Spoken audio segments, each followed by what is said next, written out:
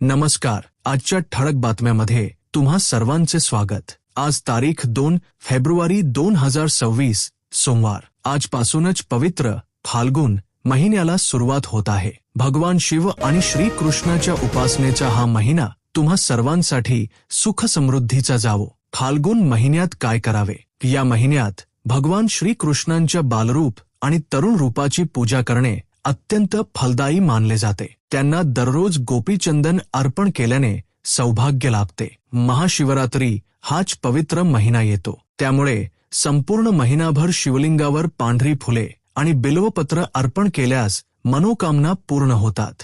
आपल्या क्षमतेनुसार शुद्ध तूप, तीळ, ऋतूनुसार वस्त्रे आणि मोहरीचे तेल यांचे दान करावे. फाल्गुन हा आनंद आणि उत्साहाचा महिना आहे, म्हणून नेहमी प्रसन्न राहावे आणि हलक्या रंगांचे कपडे परिधान करावेत. तसेच जलदेवता भगवान वरुण यांची उपासना करणेही शुभ मानले जाते. पण आज संपूर्ण देशाचे लक्ष लागून आहे ते नुकत्याच सादर झालेल्या केंद्रीय अर्थसंकल्पावर. अर्थमंत्र्यांच्या पोतडीतून नेमके काय निघाले आणि तुमच्या खिशावर याचा काय परिणाम होणार? आता वळूया केंद्रीय बजेटमधील मोठ्या निर्णयांकडे. ज्येष्ठ नागरिकांसाठी सरकारकडून मोठा दिलासा देण्यात आला आहे. आता बँकेतील मुदत ठेवींवर म्हणजेच एफडी वर मिळणाऱ्या लाखांपर्यंतच्या व्याजावर TDS कापला जाणार नाही. ही मर्यादा यापूर्वी खूपच कमी होती. बजेटनंतर बाजारात मोठी उलथापालथ. काल शेअर बाजारात मोठी घसरण पाहायला मिळाली. सोबतच सोने, चांदी आणि क्रिप्टोकरन्सी बाजारातही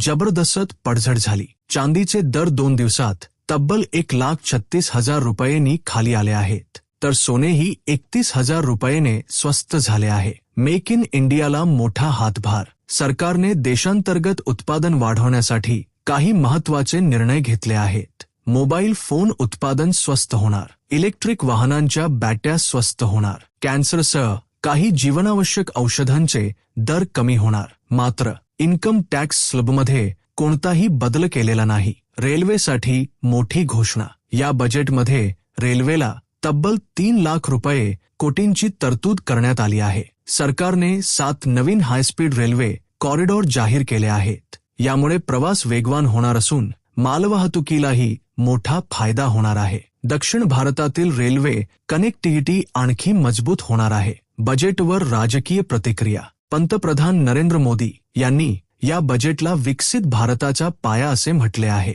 तर विरोधी पक्षनेते राहुल गांधी यांनी टीका करत म्हटले आहे की तरुणांना या बजेटमधून काहीच मिळाले नाही. पश्चिम बंगालच्या मुख्यमंत्री ममता बॅनर्जी यांनी याला विस्कळीत बजेट असे संबोधले आहे. नवीन आयकर कायदा लागू होणार. 1 एप्रिल 2026 पासून देशात नवीन आयकर कायदा लागू होणार आहे. ITR भरण्याची प्रक्रिया सोपी होईल. अनेक गुंतागुंतीचे नियम रद्द केले जातील. कायद्याची भाषा सर्वसामान्यांना समजेल अशी केली जाईल. टेक्नॉलॉजी आणि डिजिटल क्षेत्रात मोठी गुंतवणूक. सरकारचा भर आता सेमी कंडक्टर, डेटा सेंटर आणि डिजिटल इन्फ्रास्ट्रक्चरवर असणार आहे. या क्षेत्रांसाठी 12 लाख रुपये कोटी खर्चाची योजना जाहीर करण्यात आली आहे. 2027 जनगणना तयारी सुरू. 6 वर्षांच्या प्रतीक्षेनंतर देशात जनगणनेची प्रक्रिया पुन्हा सुरू होणार आहे. 2027च्या जनगणनेसाठी 6,000 रुपये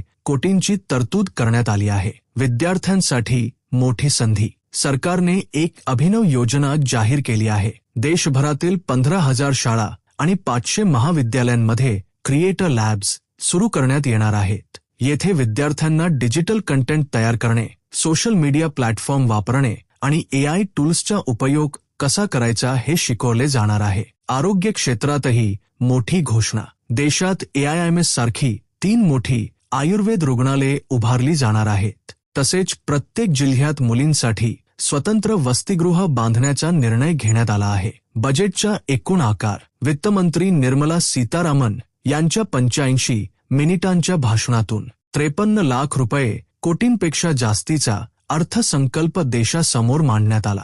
इथेच थांबूया. आजच्या मुख्य बातम्यांसह पुढील अपडेट्ससाठी पाहत रहा. नमस्कार.